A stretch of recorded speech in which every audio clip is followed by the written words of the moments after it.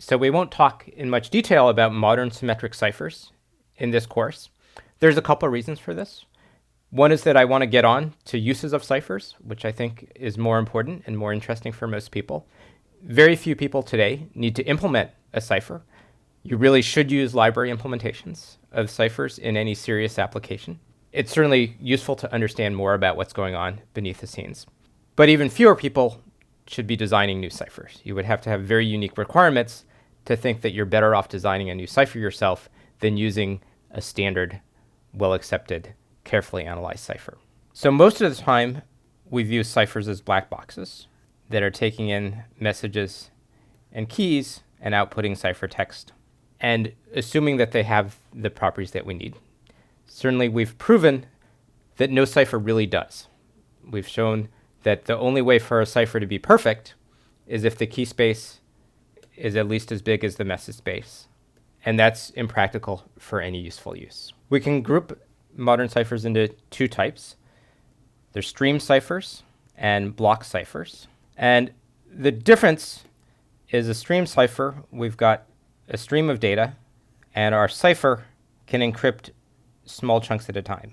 You can think of the data streaming through the cipher, encrypting usually at the level of 1 byte at a time, whereas a block cipher, we think of our data in larger chunks, and the cipher encrypts a block at a time, and usually a block size is at least 64 bits, can be longer, up to 128 or 256 bits. These are sort of really the same thing, right? The only difference is changing the block size. If the block size was small enough, it would become a stream cipher. If the block size is large enough, we can think of it as a block cipher. But there's enough differences in the way you build ciphers that different ciphers are designed for each purpose. The most important block cipher today is known as AES, and this stands for the Advanced Encryption Standard. And AES is a block cipher. It works on blocks of 128 bits. AES is the result of a competition that was run by the United States National Institute of Standards and Technology, more commonly known as NIST. And this competition was started in 1997 to find a cipher to replace DES, which was the data encryption standard, which had been a standard for the previous 30 years. That contest ran from 1997. They had a very open process. This is very unlike the process that was used to select DES as the previous recommended cipher. This led to 15 submissions for round one, and some of these were actually completely broken. Others were rejected for other reasons. This was narrowed down to 5 finalists, none of which were seriously broken, and one winner which was selected. The main criteria for selecting the winner of AES were the security of the ciphers. And this is really the hardest thing to measure. We've seen that other than the one-time pad, provable security is not achievable for most ciphers and not achievable for any cipher that was a candidate for AES. The way this was measured was trying to estimate the security.